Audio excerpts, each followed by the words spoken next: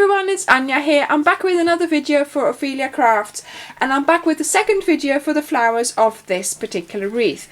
Now, we have already made this flower, so this one, these ones. What I forgot to tell you is that I used some of these to put behind those, and then that makes it sort of a little bit bigger, and you've got more of a 3D effect on your wreath. Right, so you can add those in as you go, because I did that as well. I did work around. I didn't do them all in one go. I just started on one side and I just filled up as I went. So today we're going to make a rose and a normal flower, just a flat flower, like this one here. Okay, and then in the next video I'll make the big daisy flowers.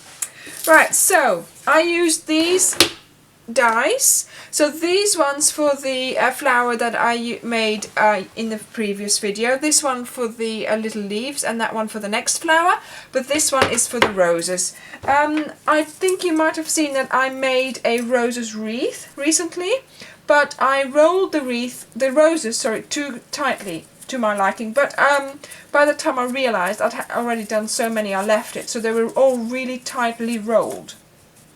Now again, here I am rolling it tightly as well. I'm taking out my tweezers here, and now I'm letting it unroll. Okay, that's what you need to do. Then you make sure that all the bits, all the edges here are flat together. So you push it in, you put some hot glue on it, because that's the easiest way to glue this, otherwise you'll be waiting forever.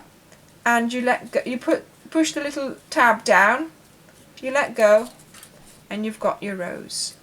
Okay, so I used those to go in between the big flowers, just as a filler as well. This bit here, these I used as a filler as well, because of course you need to, because you've got big flowers combined with small ones. So that's that. So that's that. So that's a rose. Then we have here another flower. Pansy, I don't know, that's what it looks like to me. So I put some glue around the circle and I put the second one on, but not a little bit skewy, so not straight onto the hole there. Again, I put some glue on and I just sort of always just off center and not overlapping the petals, so that it doesn't, you know, so you've got different layers of petals visible. There we go. Once I did that, I added these. Again, a little bit of glue onto there, and another one. So I did cut out a lot of them, of the whole die, but then I also was selective and I cut out bits of paper. Sorry, bits of people. No, I didn't cut out bits of people. I bits of paper to make sure that I just cut out the bits that I needed on that wreath. What I'm doing now is I'm just bringing up the leaves in between the layers. So I'm just going round and almost scrunching them to come up like this. You could scrunch it completely. I didn't do that too much. Right, so now it's, and you could sort of round them a bit by putting your hand around that. It's a little bit of a, you know, making it 3D basically. You could also use your bone folder and go like this. The paper that I'm using is from an old book that I bought in a charity shop. I could not bring myself to cut up a book that I owned, even if it is one that I'm never going to read again. And the pearls I had in my stash, but I suggest, that's what I saw this afternoon. We went shopping in Exeter, and in the Primark they had pearl necklaces. Oh, that was my heat gun, for £2. So I thought you could buy one of those necklaces, cut it apart, and then you'd have enough pearls to do the wreath. See, you have to be inventive in these kinds of hobbies that we do. So these are the flowers we've made up to now, and we are going to turn those into a wreath. Now here you can see that I have actually covered the polystyrene shape with the poppy leaves, with the poppy petals, and these are the biggest ones that are on the die.